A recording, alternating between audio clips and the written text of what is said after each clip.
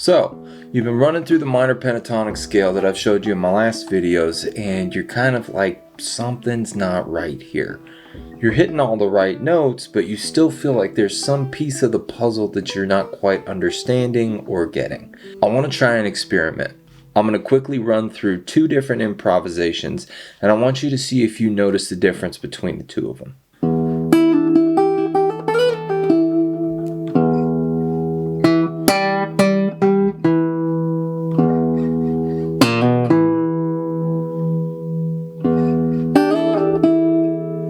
Versus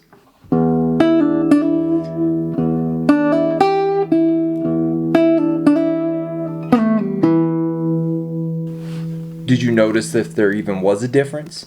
The difference is that one of them had repetition of one idea with very small variances. It's so small. The other one was just playing phrases that didn't sound at all like each other. So there was no kind of connective tissue between them. What the hell does that even mean? Let me explain. Let's take a little tiny idea and try to introduce different ways that we can vary it. Let's start with this phrase. Easy enough. One variation that you can introduce is doing it on a different octave. And what that is the roots that we are talking about have these things called octaves. You hear this one is a root, and this one is a root. They sound different, but they're both roots. Here's our first phrase. Let's try it on a different root. So it's very similar to the first phrase. It's actually the exact same, except we did it on a different root. The next way is by including different note choices while still maintaining the same rhythm. So the initial phrase was, but instead we're going to go to this note. Totally different. Let's try another note.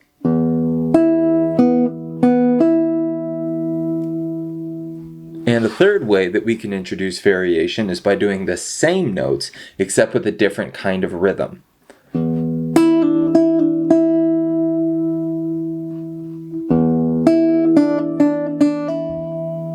So I want you to try that out. I want you to use the scale that you already know, and I want you to try to find different versions of the same phrase. Just like I've been saying from the beginning, less is more. Use very small amounts of notes. It's so small.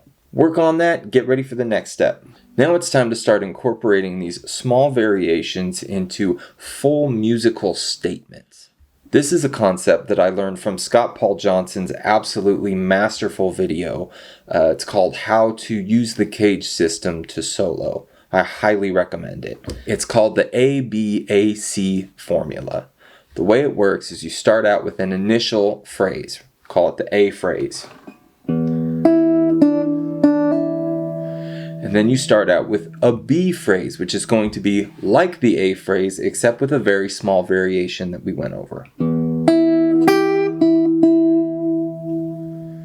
Repeat the A phrase again to develop some kind of repetition to the listener so that they feel like there's glue to it. And then the C phrase has absolutely no relation to any of the other phrases. What it's meant to do is be sort of a palate cleanser for the listener's ear. You're going to do something that they haven't heard yet in the solo.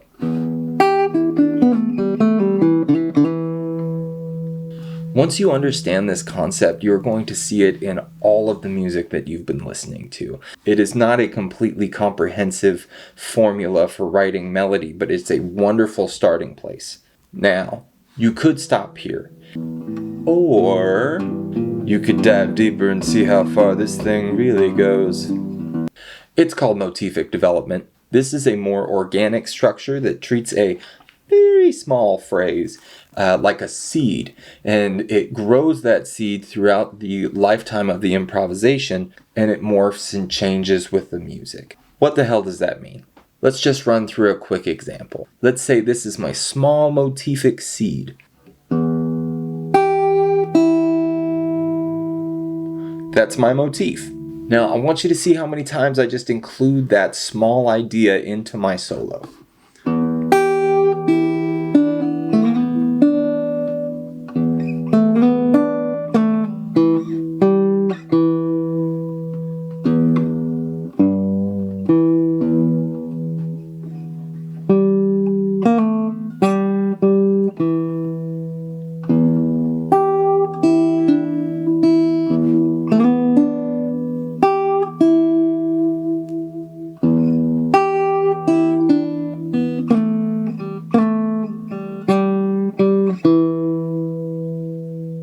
If you don't feel like you have this idea completely understood, don't worry about it. Just know that people, myself definitely included, are attempting to incorporate and understand these concepts in their playing for the entirety of their lives. This lesson only intends to give you a new dimension of awareness to music that maybe you didn't have before and you can start paying attention to.